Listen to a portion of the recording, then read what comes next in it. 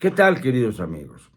Ya hemos hablado de que tenemos en la presidencia a un mandante pelafustán, al que hay que agregarle un título más, el de delincuente electoral.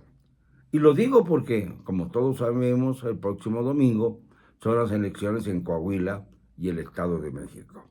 En el Estado de México la lucha es muy pareja, de acuerdo a esas famosas encuestas que quieren inducir el voto en lugar de proveer verdaderamente de información verídica y creíble a la ciudadanía, pues se prestan a negociar con quienes los contratan, me refiero a las casas encuestadoras, y más o menos acomodan las cifras de acuerdo a como les conviene. En el caso del Estado de México, aducen que Delfina Gómez, la de Morena, va un poquito arriba de Alex del Moral, pero no es tan así la cosa. Ya saben ustedes que Delfina pues tiene un largo pasado de corrupción, tanto como alcaldesa de Texcoco, como en el cargo de titular de la Secretaría de Educación Pública, a donde llegó no solamente por el hecho de ser solo maestra de primaria, sino también porque le debía una cuenta muy grande López Obrador al no haberla defendido hace 6 años de lo que se proclamó como triunfo electoral de Delfina, que no fue aceptado por el sistema político. Y claro, a López Obrador no le convenía apoyar a Delfina por dos razones. Si su incapacidad para gobernar era tal de modo grave, hubiera podido barrer las aspiraciones del señor López Obrador, que ya era entonces el único precandidato presidencial a la vista, porque había hecho y fundado un partido suyo, con el único objeto, en principio, de ser él el presidente de la República y el candidato antes al mismo cargo.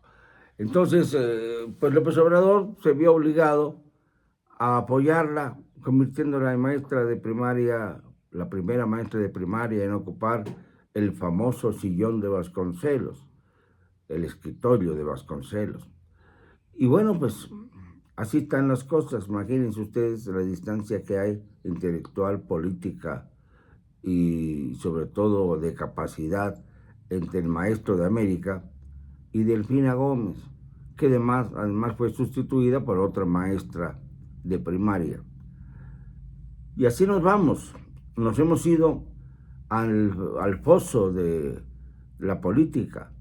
Y desgraciadamente hay que entender que no se trata de que cualquiera pueda llegar a ocupar los cargos públicos.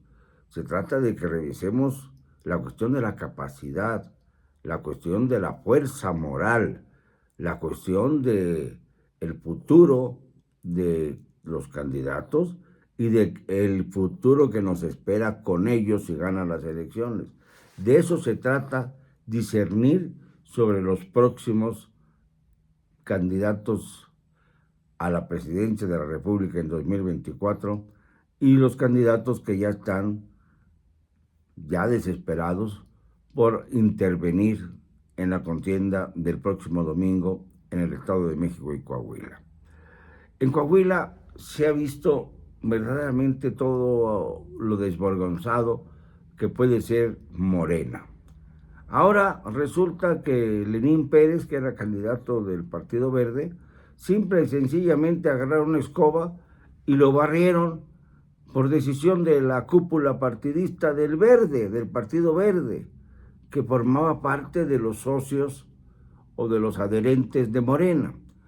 Y esto no fue como un resultado de una decisión del candidato, el candidato quería seguir, sino por una decisión de la cúpula, de una decisión que tenía que ver con la presión que ejerció López Obrador, interviniendo groseramente en el proceso electoral de Coahuila para que se desistiera el Verde de su candidatura y apoyara a Armando Guadiana, el famoso empresario del carbón, que no tiene nada que ver en su forma de ser ni en su perfil con los pobres de México.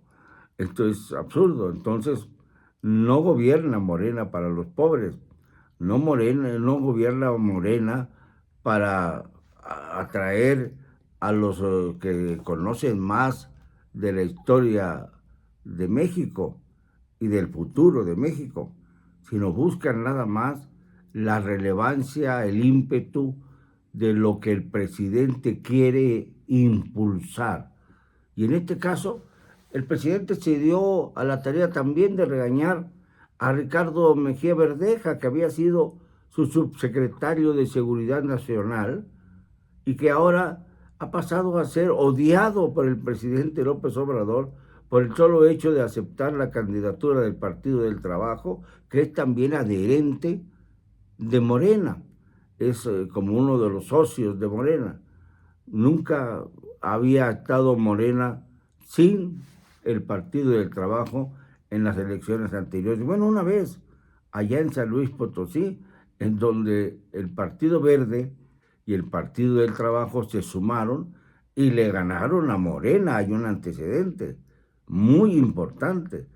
Y el actual gobernador, pues es no miembro de Morena, aunque lo sea, en el fondo de su conciencia y de su espíritu, sino fue candidato ganador por el PT y el Partido Verde, Ricardo Gallardo.